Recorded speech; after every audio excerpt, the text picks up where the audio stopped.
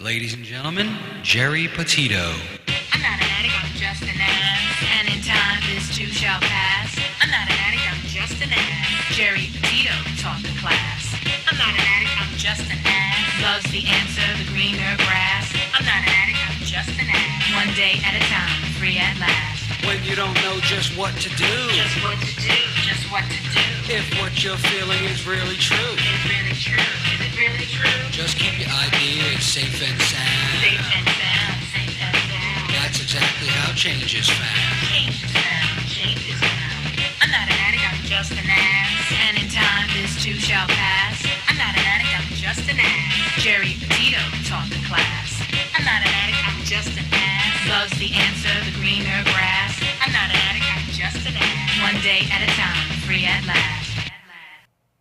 Hello, everyone, and welcome to the Geri Petitos Show on Hamilton Radio. Guys, everyone and anyone who knows me knows I am the author of I'm Not an Addict, I'm Just an Ass. I'd rather be a smartass than a dumbass, guys, because 31, almost 32 years ago now, I was a dumbass. But through the grace of God, I could honestly say 32 years later, I'm now a smartass. And yes, the word ass is in the Bible at least 40 times, and it means donkey, and that's what I was. Having said all that, I'm saying that to say this, guys. Everyone all over the world has had the roughest 2.5 years of their lives. Some made it, and unfortunately some have not. I'm a recovery coach, a nutritional health coach. All my services to you are free. Everyone out there needs to know someone's listening, okay? You don't have to be alone. And I also want to say this. If you think my book can help someone, because I sure do, you can go right to Simon & Schuster's bookstore, Archway Publishing, and you can purchase it. And if anyone out there truly, truly, truly cannot afford my book, please reach out to me, okay? Because I really want everyone to know you're not alone. I'm here to help you. Having said that, if anyone out there knows me, they also know I am a huge Elvis fan. That's right, I got my Elvis t-shirt on today. And we are going to be speaking with an incredible E.T.A, okay, Gene Dinapoli. We are going to be talking about the Elvis movie. Gene, say hello to everybody. Hi, Geri. How are you? Well, I'm good. I'm finally glad to be on your show. I know, It's been right? a long time coming. And just want to congratulate you on 32 plus years of doing your thing. Thank you. God, it's God, babe, you know? So, you know, you and I are both incredibly huge Elvis fans. That's right. And, you know, there's categories of that as well. There's categories Elvis fans or Elvis fans, right? So that's who we are. So why don't you do me the honors and just tell everyone just a little bit about yourself first. Then we'll get into the movie. Oh, thanks. I've been an Elvis fan since I'm 5 years old. I saw Elvis sing Return to Sender after school one day when I came home from school. I've been a closet singer since I was 9. And then when I was 14, I first walked on stage, sang 3 songs, and it's been 42 years of a beautiful roller coaster of a career. So, all right. So, silly question. So, when you listened to you singing Elvis when you were younger, what did you think about yourself? Well, you know, Geri, I was very lucky. My voice matured at an early age. So when I did start singing at 14, I sounded like a 25-year-old guy. So, you know, we didn't have cell phones that recorded. We didn't have audio equipment. So in my head, I sounded perfect. To the audience, I sounded good. And to people that looked at me as a joke, I sounded bad. But people came to the shows. They enjoyed it, and it's enabled me to have a career in entertainment between Elvis and the other various things that I do. So somebody out there must like what I do. So I think a lot more people than just somebody like what you do, okay? You know, especially, you know, and I want to say thank you to you as well as all the other entertainers out there. Because through the last 2.5 years, like I said, and we're not going to get into all that, people needed music. And what you guys did, you know, online, on Facebook and all that, kept these people sane and happy. So I want to thank you as well. Well, it's our pleasure. You know, Geri, no matter how good we are or we think we are, if there's nobody in the chairs, we're playing to empty seats and empty tables. So we would be nothing without you. You know, I say sports figures are going to be great whether there's people in the stands or not. Entertainers can only be great if there are people that receive them positively. So without the fans, there is no us. So it's funny you say that. I've been talking my whole life, and I say this, and I was in trouble every day of my life for talking, and here I am. That's what I do now, right? But I say the same thing. If I didn't have anyone listening, but I'd still be talking to myself, I'm okay with that. They say if a tree falls in a forest, if nobody's there, does it still make a noise? Heck yeah, baby. Yeah. You know, it's funny you mentioned the pandemic. I was very blessed to do an online show for a charity I'm involved with called Visions. They give services to the blind and the visually impaired. And I did a show from my living room. And in 90 minutes, we raised almost $10,000 for them. Listen, that's beautiful. Great. Yeah. And I want to thank my fans, my friends, and my family for doing that. And because of that, I got an award as Man of the Year from them last year. So I'm very proud of that. Congratulations. Beautiful. So before we get into the Elvis movie, I do have a question for you. You're also a pastor, a minister or something? You know, I do so many things. Okay.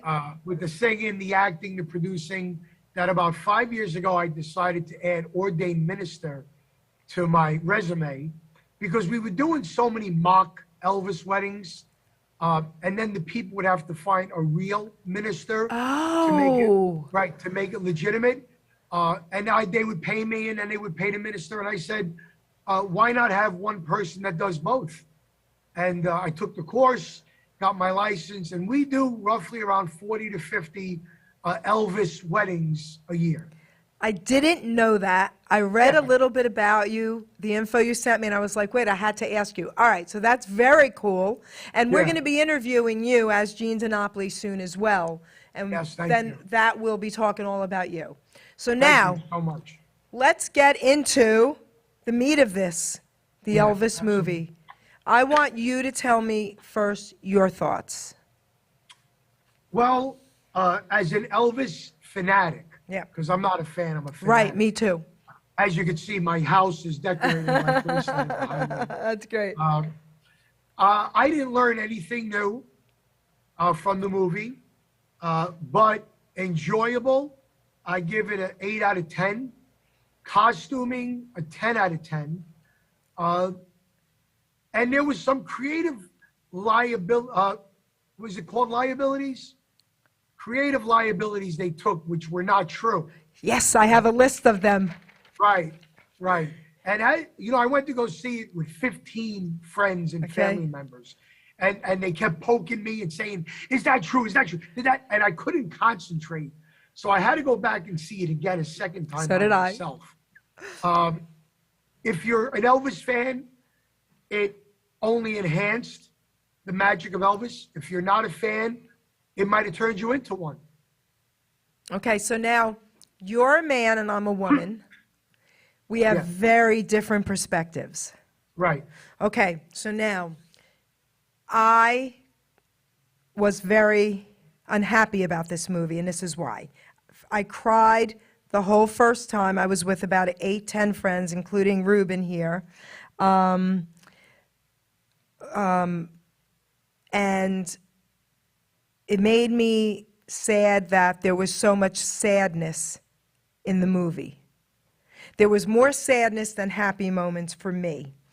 There were so many untruths that bothered me as a mom and a grandmom, because I was looking at the young Elvis like a son. And I have a list of all that, and we're going to talk about all that, but I do say this. I went back the second time because I had to pretend it was not called the Elvis movie. I had to pretend it was called the Colonel's movie. And then I actually was able to watch it better. I didn't cry at all, and I took notes. Right. Because I really had to understand why there were so many things that were not true that they allowed in the movie. But the acting, the costumes, they deserve an Academy Award. Superb. Amazing. So I agree with you with all that. Absolutely. Is it an Academy Award winner? Probably not. There's no social message to it. but I believe they deserved the nomination. Yep. You had to go into this looking at as the Colonel's movie because this was based on the Colonel's memoirs. Yep. And the people that could validify this are all gone.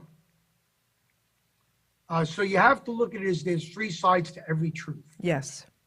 So if you take the happy medium, then you'll come up 50% of sadness. And if you take the happy medium, you'll digress 50% from the happiness. Right. And that's where you'll find your sweet spot. You're right. I don't think anybody that had that much sadness could have gotten out of bed, could have functioned. So I don't believe it was all sadness. It was only 2 hours and 30 minutes. Supposedly a 4-hour edition is coming out at Christmas. Yes. Right. It was not a romantic movie.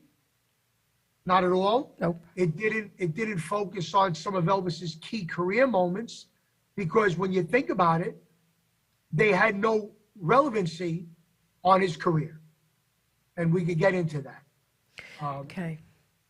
So, see, from a man's perspective, from your perspective, you're making me understand that a little bit. I guess I went into this as with 100% just my heart. Yeah. You know, looking at it, like I said, from a mother's perspective, blah, blah, blah. Okay, all that. But I'm going to tell you a few things that were untrue so that the audience could hear. But Sure. I'm going to talk about two in particular that hurt me that they even allowed in this movie. Okay. And then give me your opinion, all right? Sure.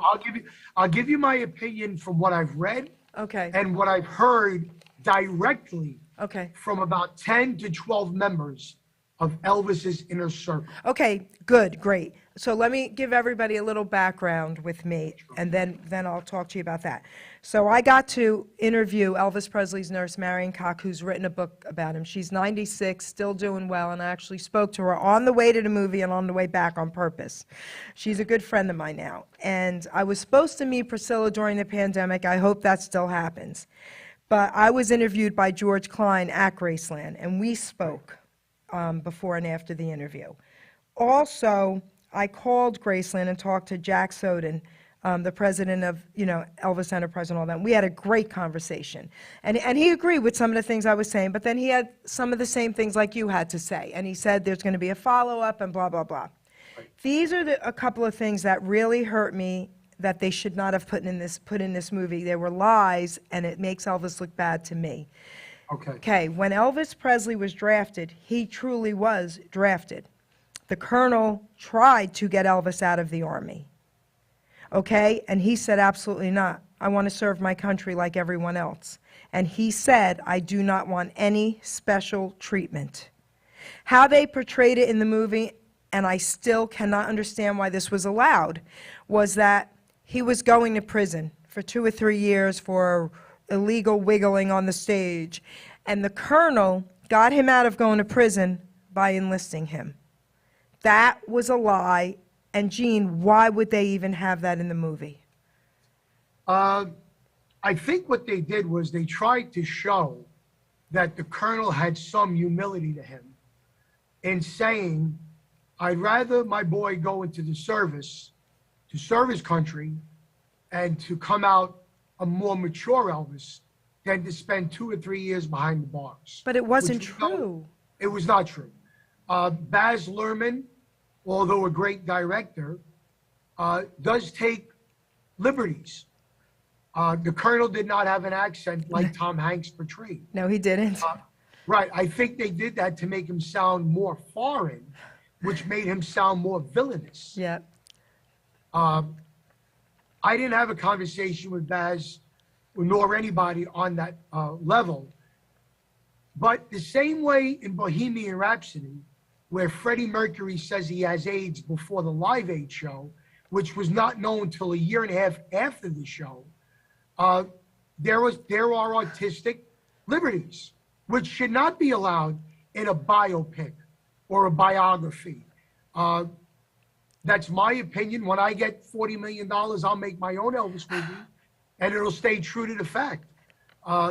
Yes, Elvis was considered risque and vulgar in 56 when he hit TV. But by 57, he was calmer.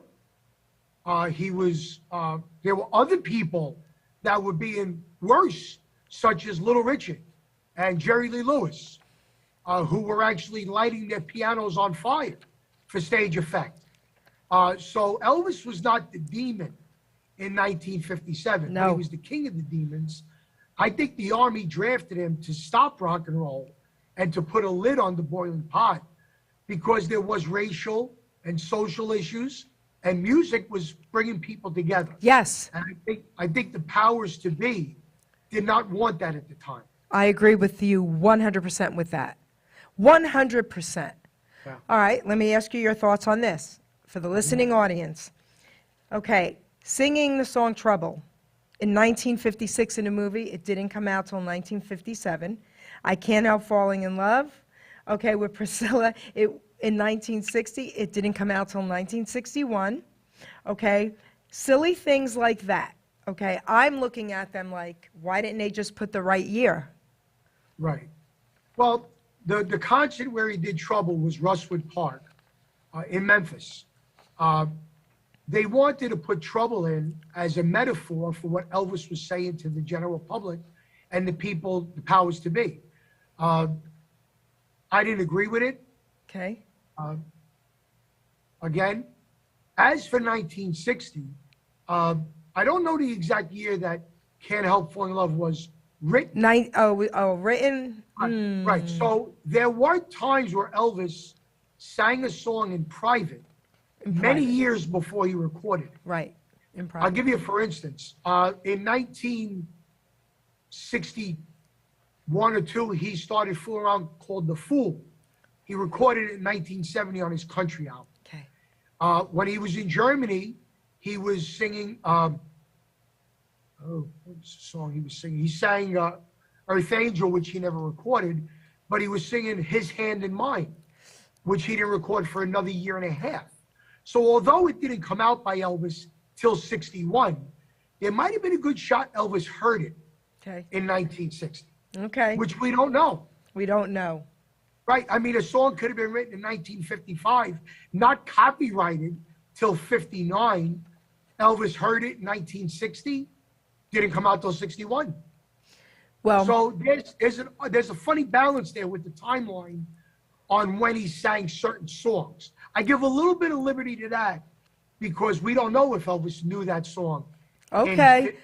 in 60. Okay. All right. So Ken Ryan is watching.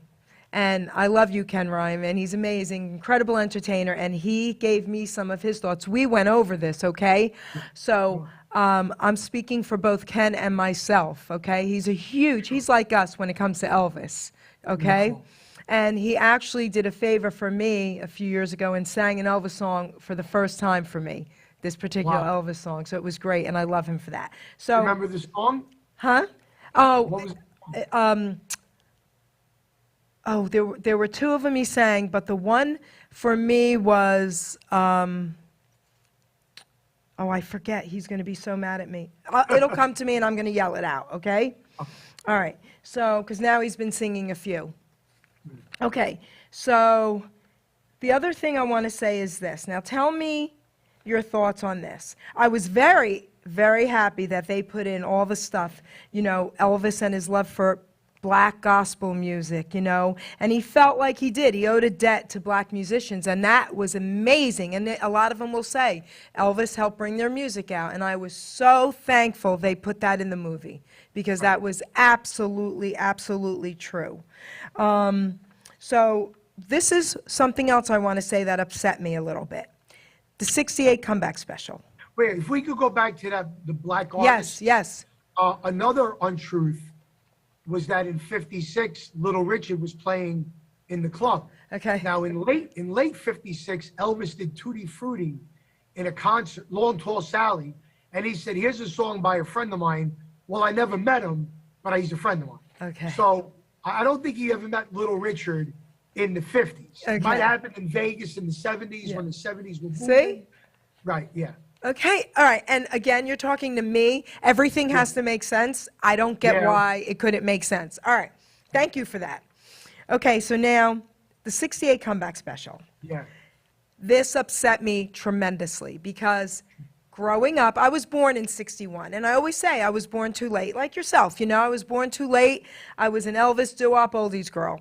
And all these songs, like even, you know, Can't Help Falling in Love came out in 61. I was just born.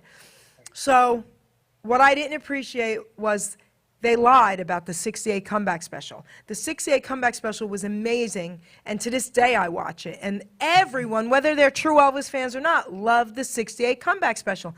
There was a tiny little bit of talk about him doing a Christmas song or making it do. They already knew way before the 68 comeback special there wasn't going to be any of that. They made it out to be like he just got on that stage, said, F you, I'm doing that and this and that. That wasn't true. It was never supposed to be Christmas. Totally unfalse. Right. And then him screaming and cursing at the Colonel, firing him on stage, never happened. It happened privately in a room. That made Elvis, to me, look bad. Right. What do you think about that? You know, the 68 for many months was supposed to be a Christmas special until Elvis finally put his foot down. The part of them at the Hollywood sign was never corroborated. The story was Steve Binder and Bones Howe took Elvis downstairs to the corner of Burbank and put him on a corner, and for 90 minutes, nobody recognized Elvis. That's when Elvis said, okay, I need this special to be a rejuvenation, which is when they decided to not do a Christmas special and to do an Elvis retrospect. Now, I don't like the word comeback, Jerry. I got to tell you, Elvis never retired. Right. So, okay, talk and then I'll interrupt you. Yes. He never went away. Yes. To call it a comeback Yes. is to signify Elvis was in his home shriveling up.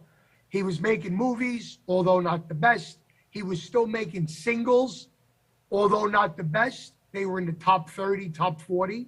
And they said, you could do Christmas and wear a sweater and be pushed into the backlight like everybody else, or we could rejuvenate and show everybody who you really are.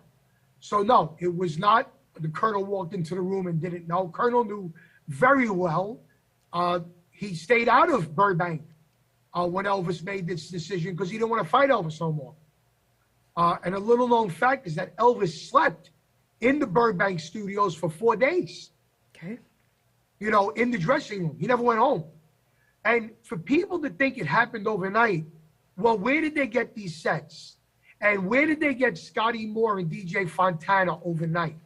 Where did they get the outfits that matched all the guys playing in the circle? It was not an overnight thing. I spoke to Steve Binder on my show last year. Steve was so gracious to give us an interview, which we're going to do part 2. But no, this was not a fly-by-night, overnight decision. The 68 special was thought up. Skits were made. Sets were made. Orchestrations were made. You don't make an orchestration for where can I go to the Lord in 7 minutes. That's a big thing. So it takes time. So no, that never happened like that. And the firing of the Colonel on stage never happened. Never. Elvis, it made Elvis look so bad.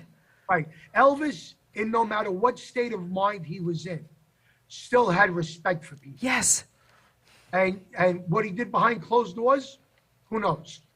But, you know, again, the Colonel made mistakes, absolutely. There was never an Elvis Presley before Elvis. Nobody knew how to handle him. The Colonel was a carnival barker. He got thrown into a situation. There was no rule book. So you know what? We're here 45 years later. We're still talking about him. I think it worked out just fine. Okay, so now, okay, and I agree with you. I don't disagree with you. Okay? All right, let me ask you this then. They showed him in the hospital from exhaustion in 1969. That did not start happening until the mid-'70s. That upset me as well, and even Ken Ryan, we were talking about it, because I'm sitting there crying saying, no, no, no, no. So how did you feel about that? I thought that was a terrible thing to do because Elvis's health problems, although he had health problems all his life because he was a bad eater, he was a bad sleeper, he was a medicinal drug user. Yep. Which the army started him Yes. on. Yes. Because when you were in Germany, if you did overnight maneuvers, if you fell asleep, you froze to death. So the army actually gave Elvis the Benzedrine to stay awake. Now, Elvis was nocturnal. So when Elvis had to go to Hollywood and make movies, he had to take a pill at 11 o'clock at night to go to sleep. Then he had to take another pill at 5 o'clock to wake up. So he was a creature of habit. The exhaustion, as far as I know, didn't start happening until 73. Yes. Right. But one thing this movie I didn't like was that if you're not an Elvis fanatic, you never knew what year it was between 1969 and 1975. I agree. Because Elvis, of course, his appearance changed. Austin Butler did not change his appearance until the final scene. So when Elvis was in the limo at 40 years old, he was still Elvis, but he was not the Elvis of 1970. That's right. And Austin Butler still looked like the Elvis of 1970. Okay, yes. Now, I think they did that for dramatic purposes because because the next scene was him at the piano in 77. And you see a drastic. Hold that change. thought. Wait, hold that thought. What you just said. Now think about this. And me and Ken Ryan talked about this. From 1973 to 77, totally eliminated from the movie. It went from that to that. I'm going to tell you why. Tell me. Except for the Aloha special. Okay. Nothing great happened in Elvis's career Okay. from 1973 until the end. The same way the movies were looked at in 90 seconds. Why? Because it made you realize that the movies were nothing but repetition. There were some better movies, there were some worse movies, but nothing happened from 1962 until 1969 in the movies that was life and game changing. So to put him in a medley of 90 seconds made you realize it was the same thing over and over and over, which is the same thing they did in the touring years. After 73, it was city after city. Okay. Vegas. There was nothing that happened to a regular fan. To us, yes, I loved when he played Nassau Coliseum. Yes. I loved when he played Pittsburgh on New Year's Eve. I loved when he played Nassau in 70. Yes, but there was nothing game-changing about those shows. So the years of the movies were shown to be repetitious, and the years of concert touring, repetitious. To the average Elvis fan, not to us. Exactly. Not to us. There was not a moment in my life with Elvis movies or Elvis music or watching anything that wasn't incredible, brand new, and wow to me. Right. You know? But to a person that turns on the TV at 9 o'clock or 3 o'clock in the morning and they see Elvis and Kid Galahad or Roustabout a Girl, it was just an Elvis movie. They didn't have to title him. They could have numbered him Elvis's movie 31. Elvis You're movie, right. And people would have watched them. Were there some great songs? Yeah, every movie had one great song. Normally it was a ballad. Clambake, one of the worst movies ever made. Except Charo, no music until the end Right. on the Right. But in Clambake, he did "You Don't Know Me." I love it. Great Charles Jerry Vale song. Amazing. In other movies, Big Love, Big Heartache in Roustabout. In Viva Las Vegas, he did I Need Somebody to Lean On. There was always a great ballad in his movies. But as for Grammy winning, no, it was all made for that movie. Amazing. So, Okay. So now, let me ask you about this. Your thoughts on this. This bothered me as well, and I'm going to tell you why. I'm an animal lover, okay? And Elvis loved animals. Absolutely. Okay.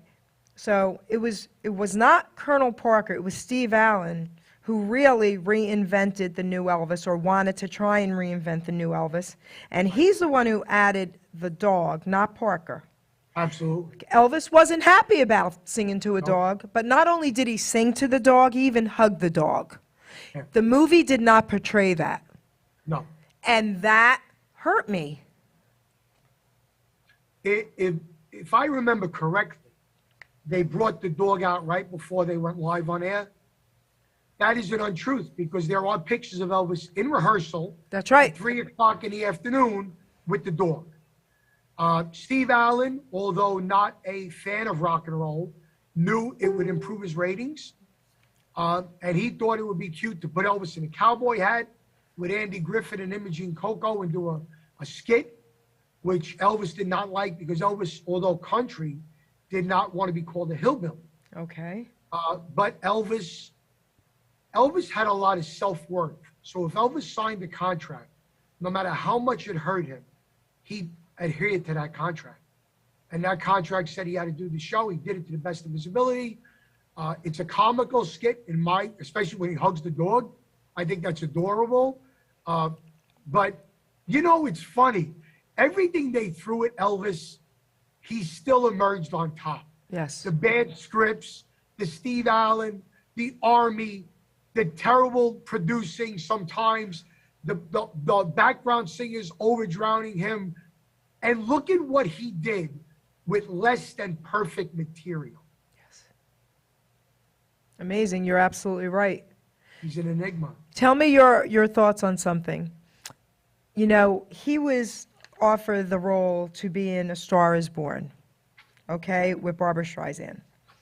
And you and I both know why he wasn't in the movie, because the Colonel wanted him to have the top, So, top billing over Barbra Streisand.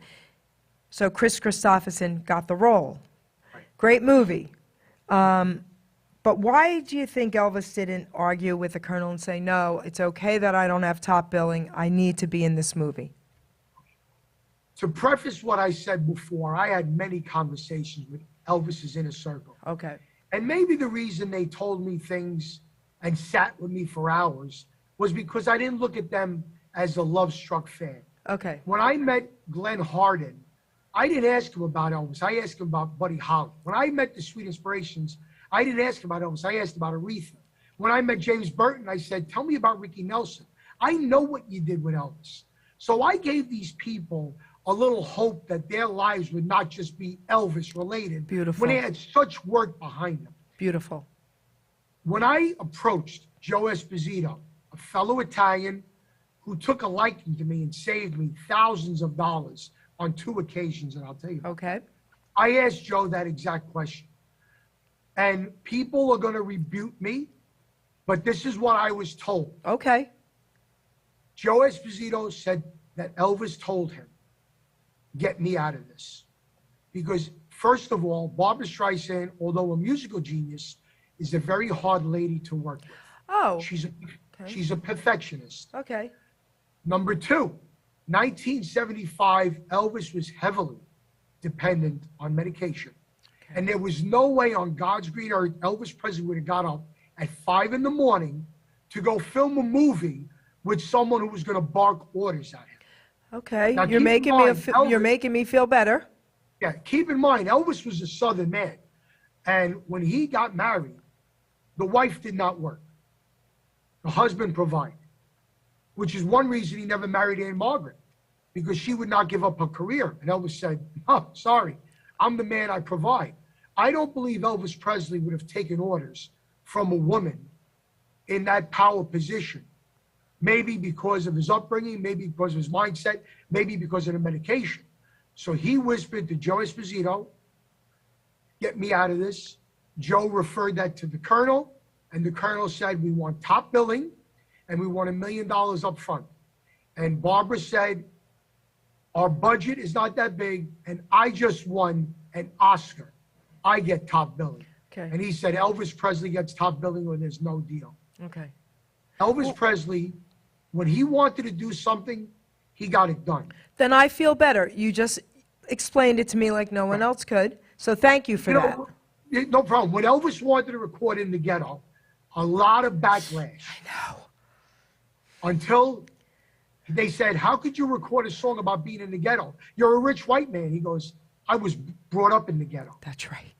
When he wanted to record Suspicious Minds and Guitar Man, and they said, you have to give us half the publishing. And they said, no. Elvis said, I'm recording this, whether you give me publishing or not. So if Elvis Presley wanted to do A Star Is Born, and if Elvis Presley wanted to go overseas, Elvis Presley would have got it done. Okay. End of story. And that's not from Joe Esposito alone. Right. I had a 2-day conversation with Sonny West. Okay. Because I insulted Sonny in front of about 100 people. And he said to me, would you like my autograph? And I said, autograph? You should be ashamed of yourself that you went against your boss. Because in the real mafia, if you went against your boss, you'd find yourself in the back of a trunk. And the next day he came up to me and said, can we talk? I said, what do you want to talk about? He said, you're condemning me for what I did. I'd like to explain why. After 6 hours, I said, you know what, Sonny? I understand why you did it. I still don't have to like it, but I understand. And we became friends until the remainder of his life. So I'm going to take the words of the inner circle more than a delusion fan who said, well, the colonel held him back from this and the colonel held him back from that. But when something great happened, they want to attribute Elvis. You can't give Elvis all the credit and the colonel all the negativity. It's got to be a happy medium. I agree with you.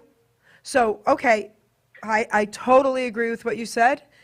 I am loving this interview, and I'm thanking you for this because you're making me now see things a little clearer, okay? And I know I'm going to get some hate mail. And it's okay, because I'm probably going to get it for having you and letting you talk about it, but I'm okay with that too, because we're real Elvis fans, and we want to talk about it. And someone said this to me, well, you know, it was because of the colonel, and it was because of the army, and that's why Elvis did drugs. Poor Elvis. And listen, of course, I agree that's what started it and what kept it going. But because of my book, guess what? Adults can make choices. And things were different back then. I give you that. It wasn't like it is today where we could get help easily. Right. But Elvis had choices. So I don't blame anyone about the drugs. You know, Jerry, I don't. Again, I'm sorry to interrupt. No, go ahead. From the mouths of the people that were there, Elvis was a very unhappy man. I know. He was unhappy when his mother died. Yep. He was unhappy with the criticism he got. He was unhappy with the movies. He was unhappy with Priscilla leaving him for a regular guy. If Priscilla would have left Elvis for Engelbert or Tom Jones or somebody like that, he wouldn't have liked it, but he would have understood it. When Priscilla left Graceland, the Gilded Palace, to go out with a guy who had a 9 to 5. I can tell you why, I think, but go ahead. It hurt his ego. Okay. When he lost his daughter to the mother, it hurt him. Drugs was an escape, as you can attest. Of course. When Elvis did Aloha, he was off the drugs for 4 months. Okay. He said to the colonel, I'm not an addict. I could stop anytime I want. Okay. I don't want to. I want to live in peace and in sleepness. 2 hours after the Aloha special was done, Elvis said to the colonel, am I done with my contractual obligation? And the colonel said, yeah. He said, no.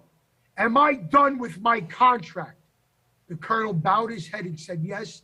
Elvis went into the dressing room and started to do pills again. Okay. Cleaned for 4 months. Okay. And those are from the words of Joe Esposito. I agree with you.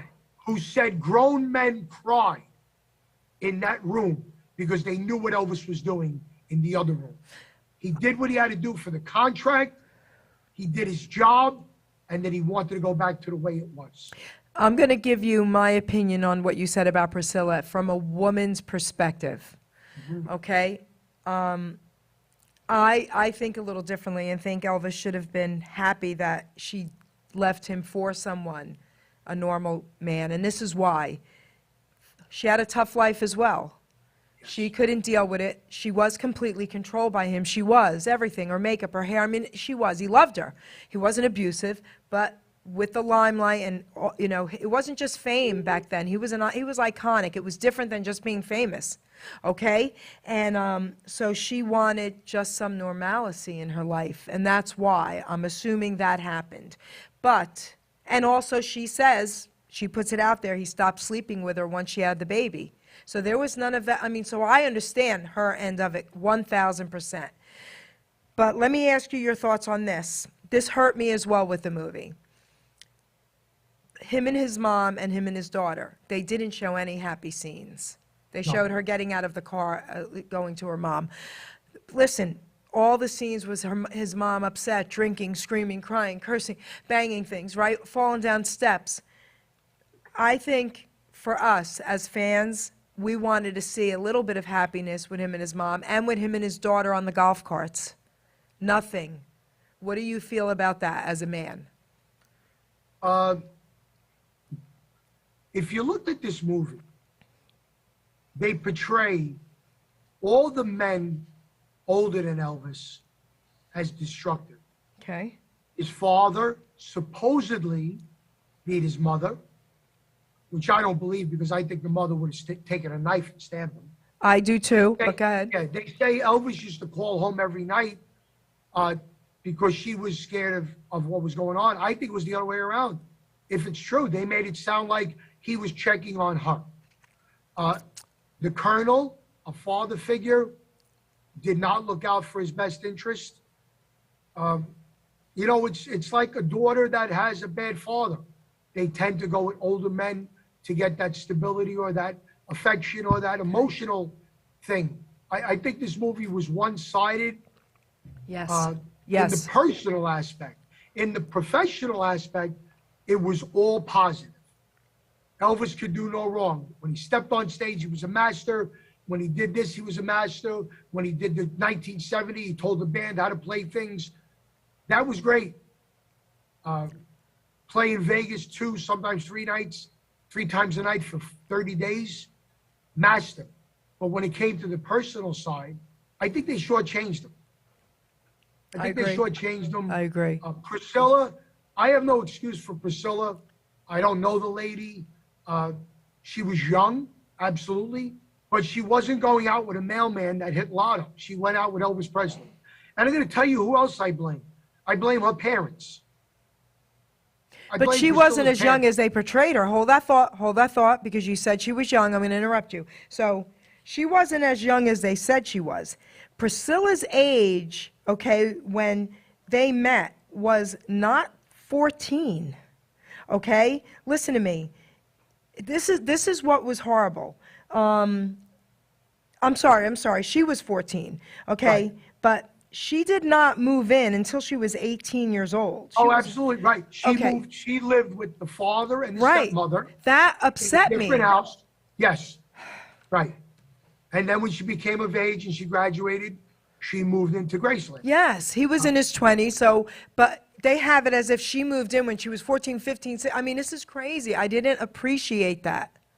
Right. Again, I don't think the timeline was specified in the movie as good as it should have been. You know, Elvis Presley in the 60s had one look. He was a movie star look. So you don't know if it was 1961 or 1965. Or 1967. You're right. You know, so I think they should have done different songs pertaining to that year. Thank you. To specify that year. You're right. And also this, I'm going to read this to you, okay? Ken sent me this, and this is absolutely accurate. And this isn't even important to me, but it's just silly, stupid things that I was like, why? All right. So the amount the colonel wanted to be paid when Elvis did fire him was $2 million, not $8 million. Correct. And to me, listen, that doesn't matter to me, right? But think about it. That made it look so insane. And that's the stuff that I think bothered me. Again, I didn't like all this crazy nonsense, and I was like, oh, stop. Right. As a fanatic like we are, we know the story. To somebody that went to see the movie just to see it, they're going to look at the colonel as more of a villain. which is what I think they wanted to do. They wanted to make this guy out to be the worst thing on the planet. But it also, at some time, made Elvis not look so great either, like with screaming on the stage, firing the colonel from the stage, not being hugging the dog. He hugged the dog, guys. He hugged the dog. There were a lot of. I'm really waiting for this 4-hour Me too. edition. Me too. Because I'd like to see what they left out.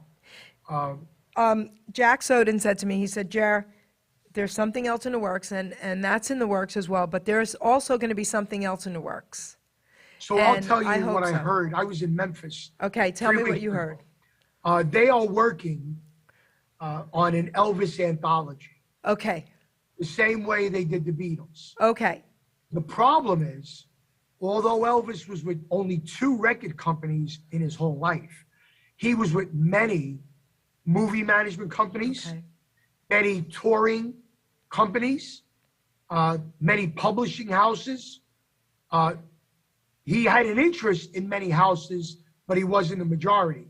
So to get the rights to do an anthology is going to be very, very, Okay. very costly. Well, what he said to me was, because I had said to Jack, I said, why can't they do, and Ken Ryan and I talked about this, why can't they do a 6 to 8 week documentary? You know, give us more. And he said, Jer, something's happening. It might I be think coming. that's the anthology. Yes, and, you know, all right, let me ask you this, your opinion, okay? Sure. When that if and when that does happen, and it comes out, and I hope to God it's happening, do you think that will be more accurate with more truths than untruths? What are your thoughts on that?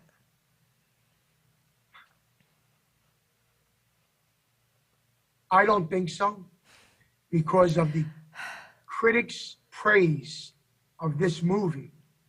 And there's inaccuracies. I don't think they're going to be as accurate as they should be, because why fix something that's not broken? I don't know why. I don't know. All right, so know. from his daughter's perspective, and no one can answer this, we can't, but I want your opinion. From Lisa Marie's perspective, even Priscilla's perspective, why wouldn't they want the absolute truth? They probably do, but they have no control. Well, they had to give a lot of say with this movie, you know. They didn't give a lot of say. What they did was they gave advice. Priscilla and Lisa do not own Elvis's image anymore.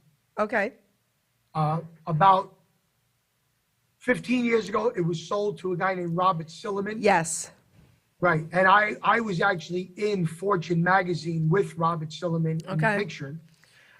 So his company, of course, he passed away, unfortunately.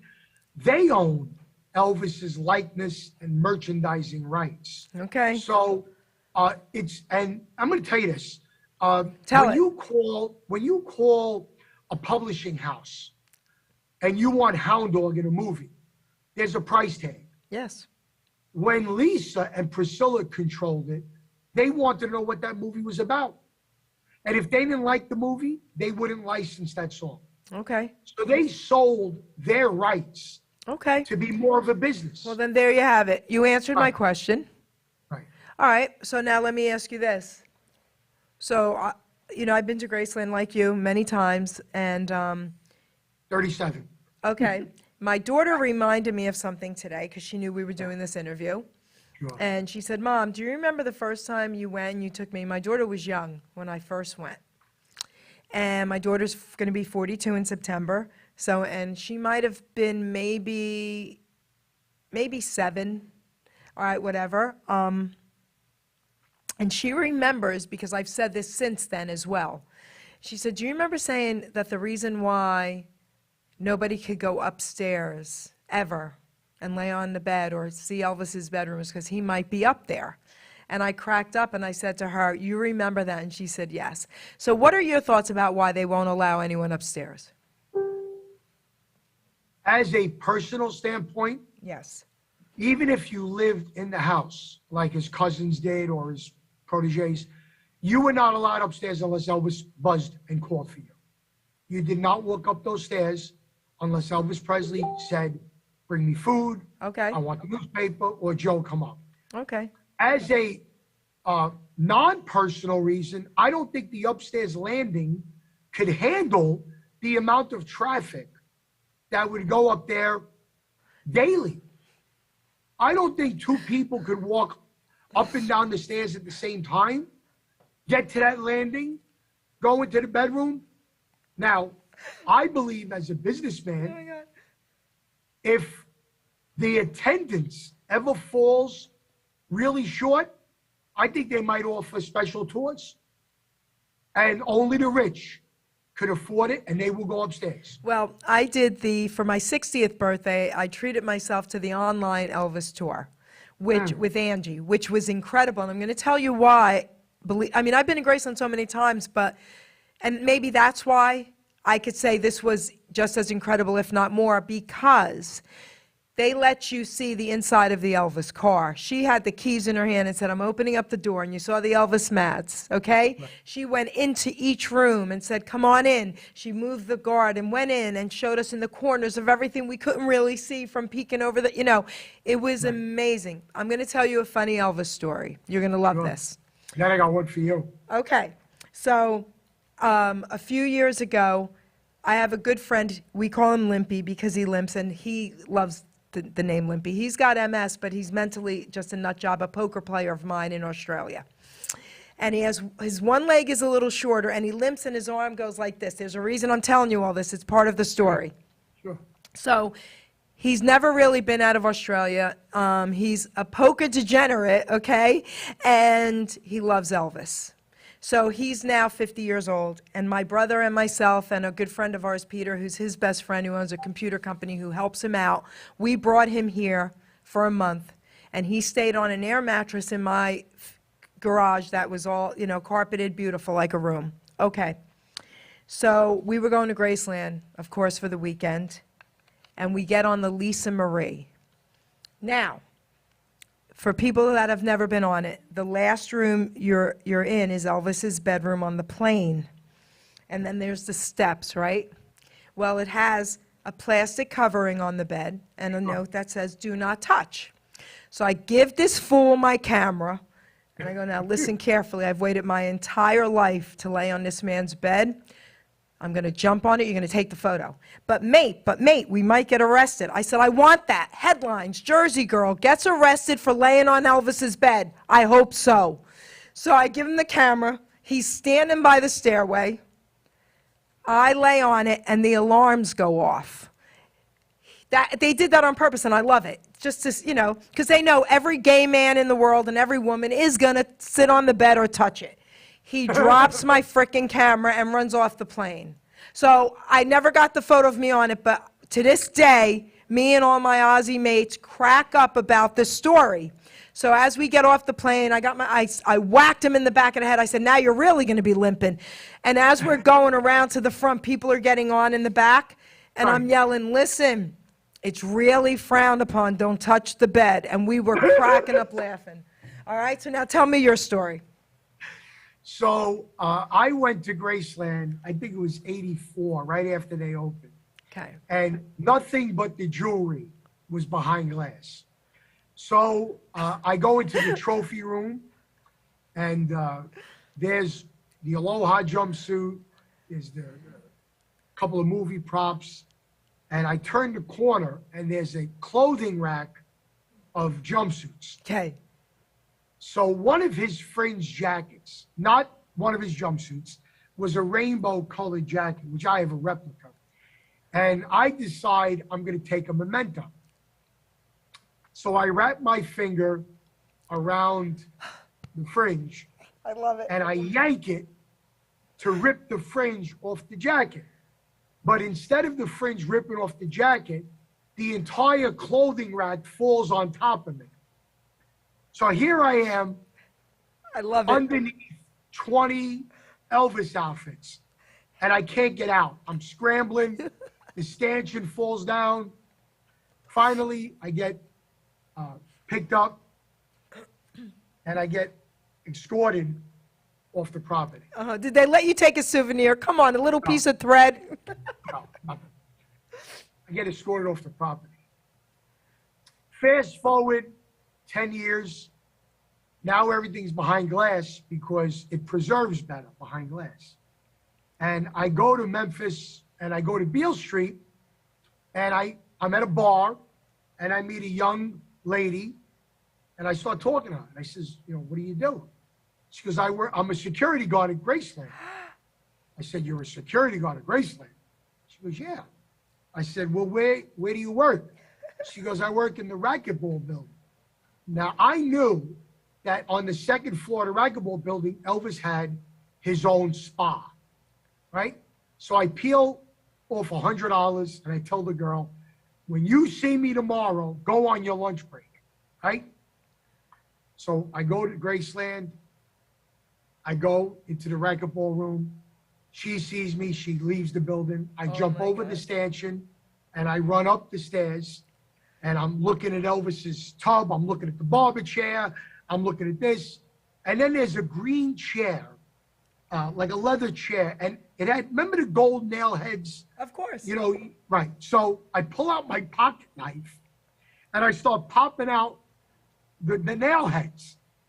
Well, I feel a tap on my shoulder and I said, give me another minute, honey. And I hear a voice, my name ain't Honey. And it was this security guard. So they handcuffed me. I love it. And they don't handcuff you in the back. They handcuff you in the front and they walk me down the entire driveway so everybody could see what I did, right? And embarrass me. But a guy from the Bronx don't get that. Ain't embarrassment. That's, hey, I did it. No, to me, man, listen, lock me up. Right. Nope. So I get to the bottom of the driveway and they put me in the sheriff's car. Okay. And the sheriff's got to be 500 pounds if he's a buck, right? So he looks at me in the rearview mirror and he says, hey, boy, you got a mama back home in New York? I says, yes, I do. He said, you one of those Italians? I said, yes, I am. He said, well, you better call your mama and tell her you ain't going to be home for a while. You're going to be on the chain gang. So I said, I'm going to be on the what?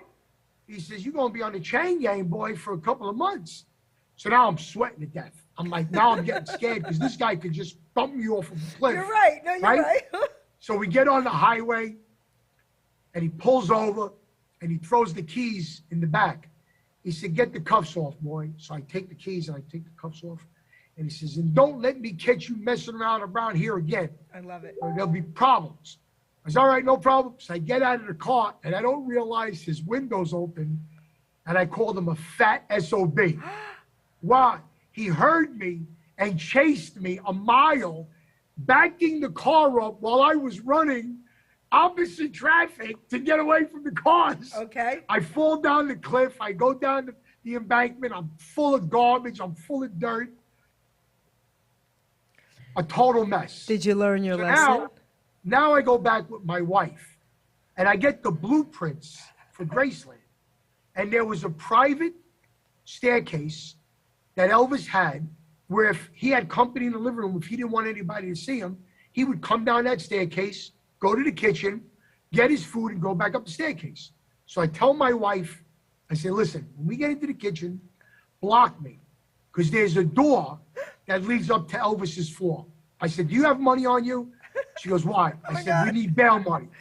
I said, I'm going up. I'm breaking the door down. I'm jumping on the bed. And I'm getting arrested, but I don't care. So my wife is blocking me. And I back up to the door and I start playing with the door handle. So all of a sudden, out of a closet comes this woman who's in the darkness watching for things like this. Yes. She says, oh, you trying to get in the bedroom? I said, yeah, I'm trying to get in the bedroom. She said, no, trying to get in the bedroom. And with her accent, I don't know what she's saying. I said, yeah, there's the doorway to the bedroom. She said, no, not the bedroom, the bedroom. The bedroom. I said, what the hell are you talking about? She goes, that's the bedroom. Elvis used to have a room off the kitchen where he would let birds fly around. A bat room. A bird room. Oh, bird room. I thought she said bedroom. Oh. So Elvis had plexiglass in the door, and he would let these birds fly around and do what they did. So if I got through the door, I wasn't getting to the bedroom. That's right. I was going into the bedroom. Into the bird room.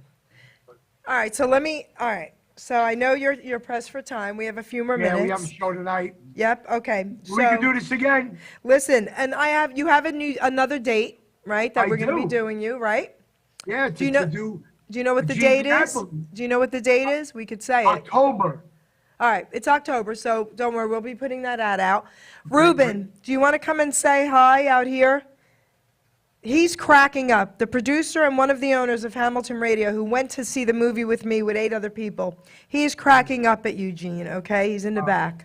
All right, Hey, come Ruben, wave in what's the up? camera. Come wave in the camera. Say hi to him. Come on. Sit down a minute. All right. Hey, Say buddy. hey. Hey, G.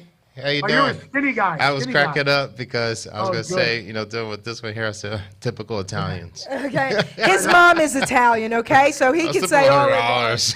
Okay. Is that the good half? That's the Yeah, good half, good half. baby. His mom's Italian, so she told me he's like a son to me. She told me I could slap him anytime Tell I you want. what. All right? Get the slipper. Get the slip. So, All right. Jerry, listen, we got time for a few more because tonight I'm performing Okay. at Vinnie Pastore from The Sopranos. Yes, I Oh, love yeah. Right. It's Vinny's 76th birthday, and he's doing a show at Daryl's house, and he asked me to get up and be a special guest. Then listen to me. But wait. But here's what I want to do. I need you and Ruben to text me because as a thank you for doing this, I want to send you guys Oh, look a at that. Gene Dinapoli t-shirt. Oh, cool. You got it. Well, no, you're going to see me. You're going to see us in October. You said you're coming live in studio. Is that what I'm doing? That's right. You said you can Okay. do it. It's an hour So- away, and then he can bring him, so to hold him to it. So the people that liked me today, you can order this on my website, Tell him. GeneDinapoli.com. And for the people that hated me, you can order it and throw darts at it. Yeah, Wait, hey, hold Gene. it up. Hey, Wait, Gene. Wait, hold it up Gene, better. I can see the sheriff now saying, "Oh, there's that boy." Wait, there you go. Hold it up perfect. Guys, tell them again the website. GeneDinapoli.com. Spell it. Spell it. There it is. I Or you know. could go to NewYorkElvis.com. Uh-huh. New York. All Either right. way, New York Elvis, NY Elvis, or GeneDinapoli.com, and you go to the store and you see all my merchandise. All right, good. Now, Gene, real quick, Sure. and then I'm going Take to care, say, thanks, Ruben. See Then you, I'm going to Ruben. let you close out the show, Gene. All right, so listen. So who are you going to be with tonight? Say it again. I'm going to be with Vinnie Pastore from The Sopranos. Now, here's what I'm going to say to you. Sure. Listen to me, from one New York Italian to the other. Yeah. I want an interview with the guy. You could even be my co-host. Let's make it happen. Listen, tell him my family are Sopranos fans. Listen, please do your best. I need an interview with him, all right? I need it. And I you will can do be my my guest co-host. That's so quite All right, I will baby? do it for you. You got it. So I'm going to let you close out. I have a question. Can you Yeah. do a couple, just like 2, 3, 4 lines a cappella of something? Oh, okay. Come on. Put me on the spot with no I'm more putting you water. on the spot. All right. Well, bless my soul, what's wrong with me? I meet you like a man on a fuzzy tree. My friends say I'm acting wild as a bug. I'm in love. I'm all shook up. Ooh, ooh, yay. More of that on the website. All right. So, the song was Such a Night that I had. Okay, now before I let you close, okay? Sure. I do want to say this to you, and then people ask me, and I'm sure they ask you, do you have a favorite Elvis song? This is what I say to them. It's impossible for me. I know every one of his songs. I have that box now. My brother got me that $600-700 box with every song. Woo! Forget it. All right. So I have Elvis songs in categories. The most beautiful, how great thou art. Come on, and then I have categories: fun songs, sad songs, of course, all that. All right. So, Such a Night. Okay, sexiest song ever, especially the end when he does his, moaning and groaning, baby. Right. So everyone that I've ever asked, even E.T.As, to sing that song for me, they get all nervous. They're like, listen, I really don't want to do that song, whatever, because they know they can't fill Elvis's shoes. But I've had a few people attempt it for me. Do you sing that song? In my shows, when I work with the live band, I do because I have a problem following the track. Okay. But I do it. I Okay. actually did it on stage at BB King's in Times Square with one of the Drifters, who were the original singers of the song. What drifter? Because I know a bunch of them.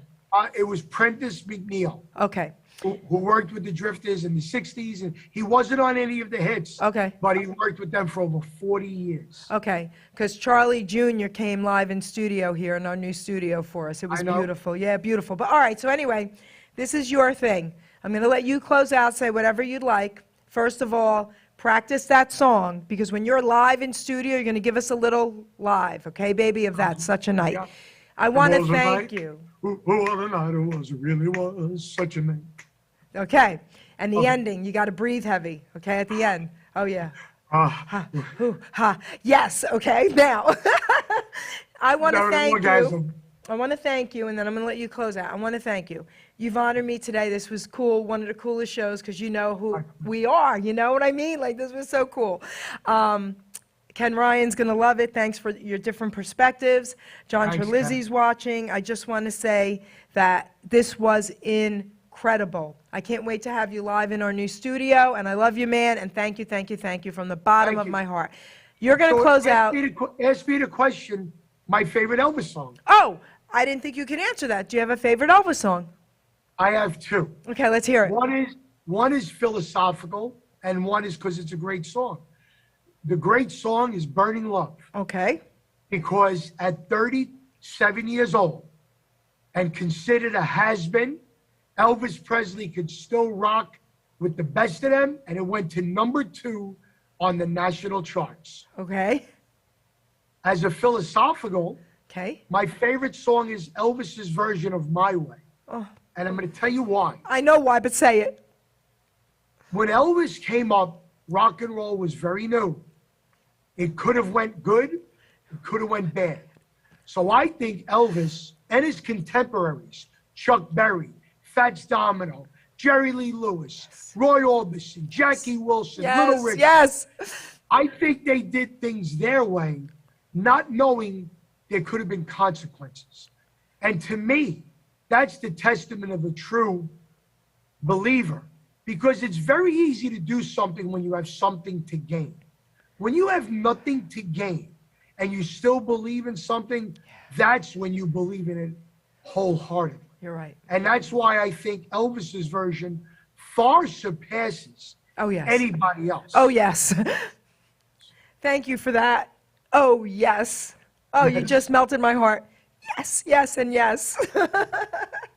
Okay, now, close out, Gene. Tell your fans, tell your friends, anyone out there listening, anything else you'd like to say before we let you go. Well, I think everybody that has an inkling of who Elvis Presley was and is should go see this movie, because whether you're sad or happy, it's definitely an emotional roller coaster. You're going to hear about the life of one of the greatest entertainers that ever walked on the planet. Yes. And it's going to pique your interest. And if it makes one person out of every showing a fan, then it's done its job. Same thing for guys like me who do Elvis shows. Same things for people like Geri and everybody else that hosts radio and online and podcast shows. If it turns one viewer or listener into a fan, then we've done our job. And I want to thank everybody that supported my show, supports my career. And you know what? We're taking off the summer. We're coming back, baby, bigger and better than ever in September. Yes, and I can't wait to have you live in studio here in Hamilton Radio in October. Yes. Ruben, Love it. take us out, baby. Hi, everybody.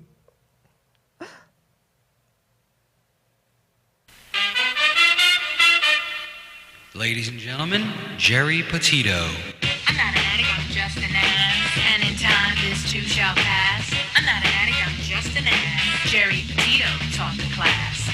I'm not an addict, I'm just an ass. Love's the answer, the greener grass. I'm not an addict, I'm just an ass. One day at a time, free at last. When you don't know just what to do. Just what to do, just what to do. If what you're feeling is really true. Is it really true? Is it really true? Just keep your ideas safe and sound. Safe and sound, safe and sound. That's exactly how change is found. Change is found, change is found. I'm not an addict, I'm just an ass. And in time, this too shall pass. I'm not an addict, I'm just just an ass. Geri Petitos taught the class. I'm not an addict, I'm just an ass. Loves the answer, the greener grass. I'm not an addict, I'm just an ass. One day at a time, free at last.